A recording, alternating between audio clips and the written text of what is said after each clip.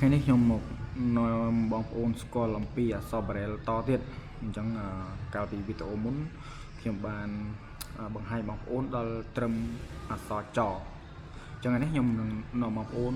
មកសិក្សាស្វែងយល់បន្តនៅអក្សរឆប៉ុន្តែមុននឹងយើងបន្តតអក្សរឆចង់រំលឹកអំពីអក្សរចឡើងវិញបន្តិចអញ្ចឹងអក្សរចទៅជាចំណុចអក្សរបារ៉ែលហ្នឹងគឺយើងត្រូវចុចចំណុច2ចំណុច4ចំណុច5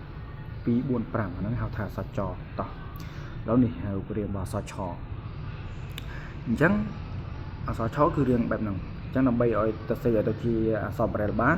ចំណុចអក្សរបារ៉ែលបានហ្នឹងគឺយើងត្រូវចុចចំណុច3ចំណុច4ចំណុច6 3 4 6ឥឡូវខ្ញុំមកអនុវត្តការសរសេរបងប្អូនមើលបន្តិច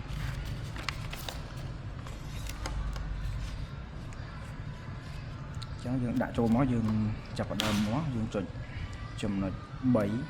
នេះចុះមកក្រោមមក1 2 3ចុចមកជើងឡើងទៅលើវិញចុចចំណុច4ចំណុច6អញ្ចឹងចុចចឹងមក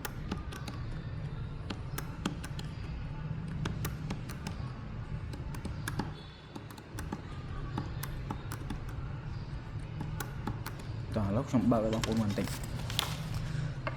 អញ្ចឹងនេះអក្សរឆរបស់យើងនេះគឺវាជាប់គ្នាខ្លះយើងដកគ្នាខ្លះអញ្ចឹងដើម្បីឲ្យច្បាស់គឺខ្ញុំមកនាំបងប្អូនផ្ទៀងផ្ទាត់មើលអញ្ចឹងដៃខ្ញុំនៅខាងស្ដាំនេះជាអក្សរឆនៅលើសៀវភៅគំរូបាទសៀវភៅក្រសួងអប់រំថ្នាក់ទី1ហើយខាងឆ្វេងនេះគឺ